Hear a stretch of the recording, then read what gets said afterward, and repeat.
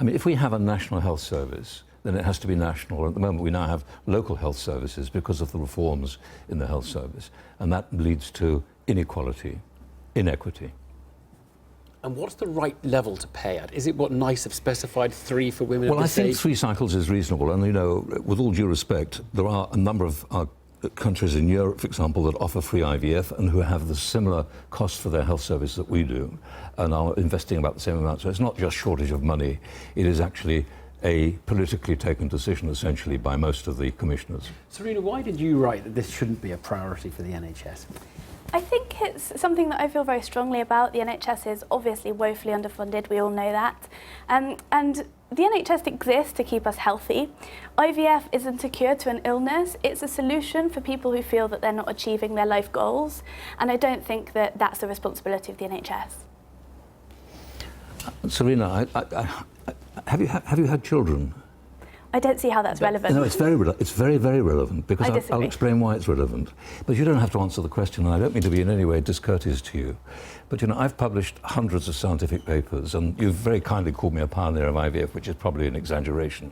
But, you know, of all my achievements, my 3 children are the things that changed my life. They're the most important aspect because they're the next generation, and that's what we can contribute to. And people who are infertile suffer hugely. They suffer the pain just the same way as somebody with an osteoarthritic hip or knee do. And at the moment, what is happening is that this is not being fully understood, and you should know better than that, I think.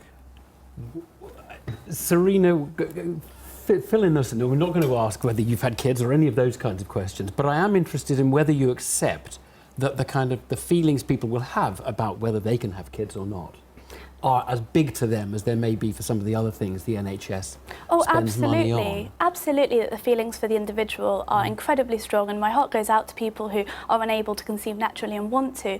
But I think we have a problem in this society where we consider that the best way to become a parent is by conceiving naturally and giving birth to a child. There are actually a huge amount of options for people who aren't able to conceive, and by putting so much money into IVF and presenting that as the #1 option, we're kind of not giving people the opportunity to explore alternatives. We currently have 70,000 children in this country who are being looked after by local authorities. There's no children shortage, actually. I'm afraid that adoption is not a treatment for infertility, Sirena.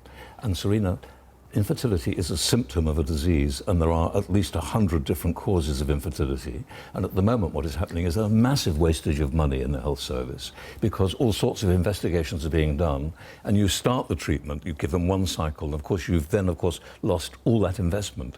And moreover, IVF is not being costed properly, because in some authorities it costs £1,000, in others in this country it costs £6,000. So until the NHS generally gets its act in order, there's a massive problem. And the problem really is that costing in the NHS is completely random. It's a really big issue. We've not costed treatments. But Sirena raises a point about why not encourage people to adopt? We've got children who are looking for Because there are less than 1,000 babies that are able to be adopted a year. That's the trouble. And, you know, people do not unreasonably want to adopt a child who may have had very, very adverse experiences early in life. Most of the children that you're referring to have been in care for years, and they're not adoptable at the beginning of their lives. That's a major problem. And I certainly think it's a very, very brave person who's prepared to adopt somebody under those circumstances. Sirena, what is the point of NICE? Because actually we're having this argument, fairly amicable.